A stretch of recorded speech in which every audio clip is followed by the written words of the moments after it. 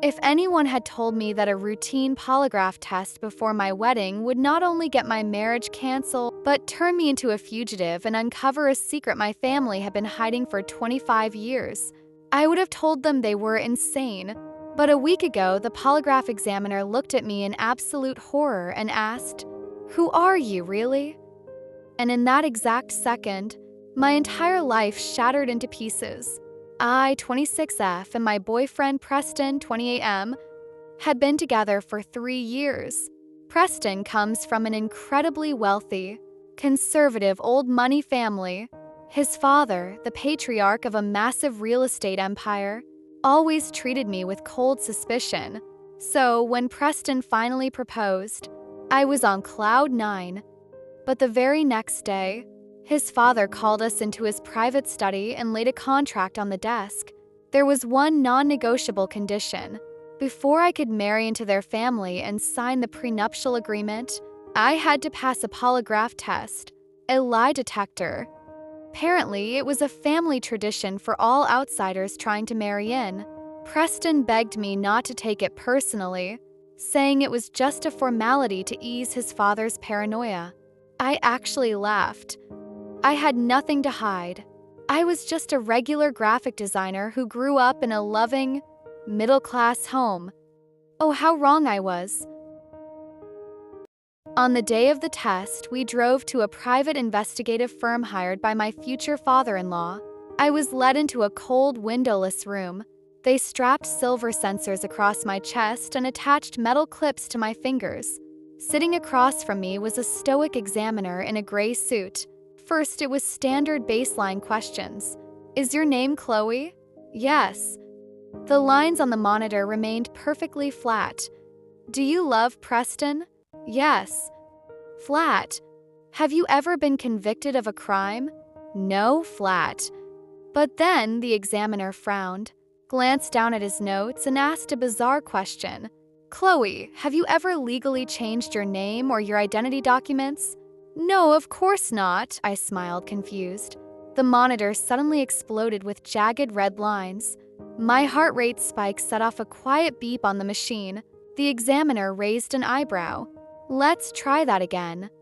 Are your legal parents Thomas and Sarah Davis? Yes. My voice started to shake. Another massive spike. The machine was screaming that I was lying. The examiner went pale, took off his glasses, and walked out of the room. A minute later, he returned with Preston's father. The old man looked at me like I was a parasite. The test is over, he said coldly. There will be no wedding. We are not letting an identity thief into this family. Preston was standing in the hallway, literally trembling, looking at me like I was a sleeper agent. I was escorted out of the building by security. I sat in my car, shaking violently. A polygraph machine doesn't glitch that hard on basic biographical questions. I dialed my mom. Mom, something insane just happened.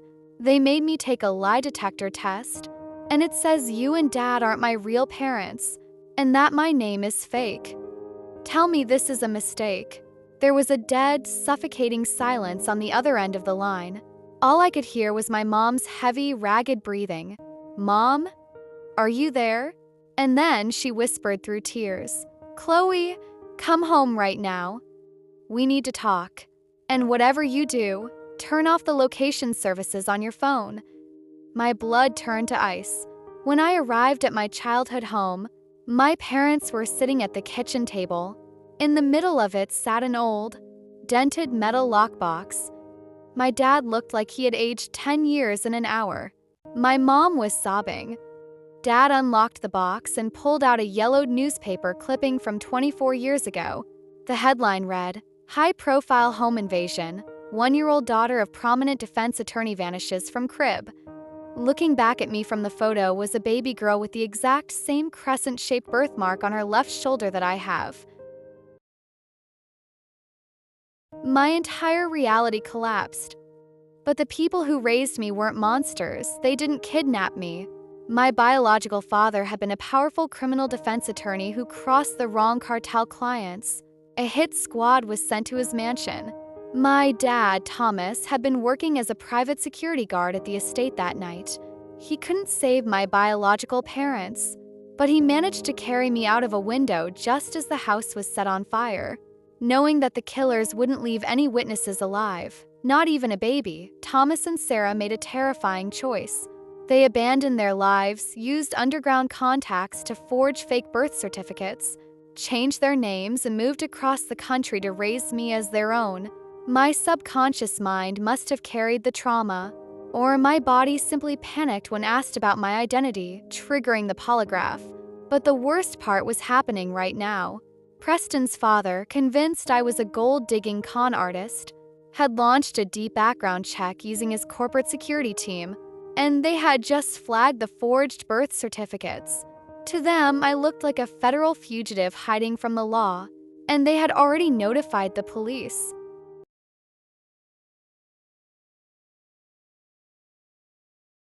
As my dad finished telling me the story, loud, aggressive knocks echoed through our front door.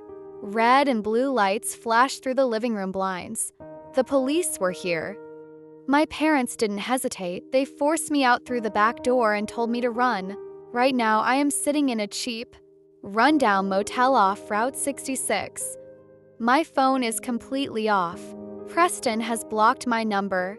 His family thinks I'm a hardened criminal, and the feds are trying to untangle a 25-year-old web of fake identities. My amazing parents, who risked everything to give me a life, have been taken into custody for identity fraud and obstruction.